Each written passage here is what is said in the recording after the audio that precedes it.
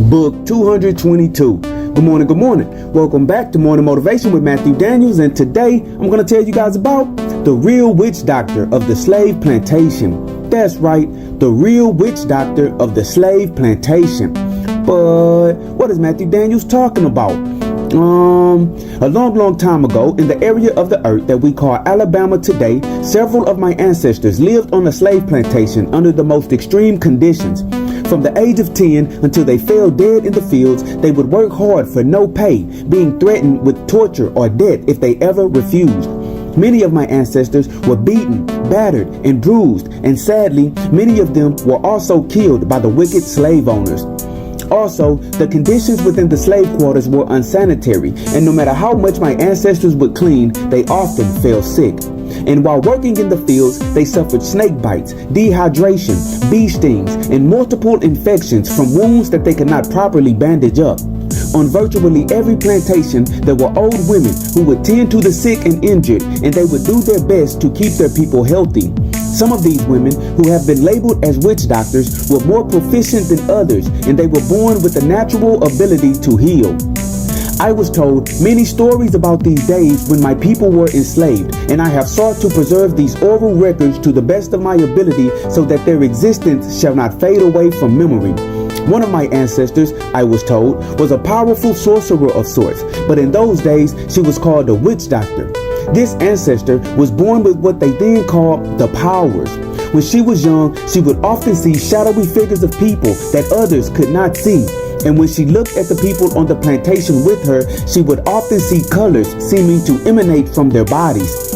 No one believed she could see these things, however, and many of them called her a liar.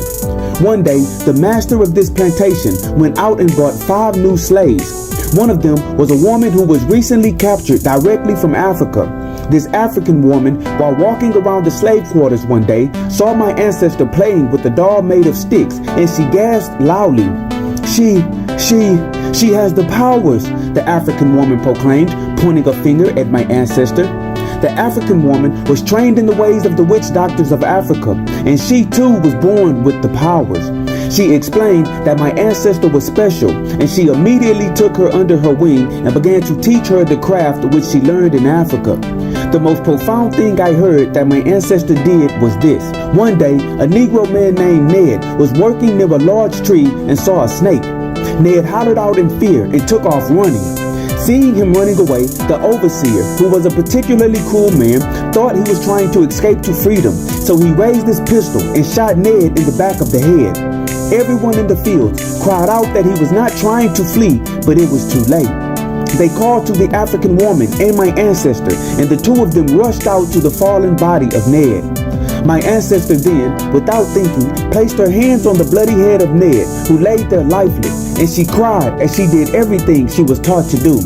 She kept her hands on his head for 5 full minutes, and then Ned somehow came back to the land of the living, and his wound was healed. Everyone was in awe of what they witnessed, and from that day forward, they all believed that my ancestor was a real witch doctor with the powers. And so, the morning motivation of today is the real witch doctor of the slave plantation. Know for a fact that you will be doubted before you are believed, and you will be ridiculed before you are praised. Do not lose faith in yourself because of this. Stay strong in who you know you are, and ignore those who cannot see your greatness. Today, go out into the world and achieve your dreams, and always strive to do that which is good. And remember, you are awesome, you are amazing, you are wonderful, and you are great. And you are going to change the world. I just hope I'm still alive to see it, family. I'm out. Good morning.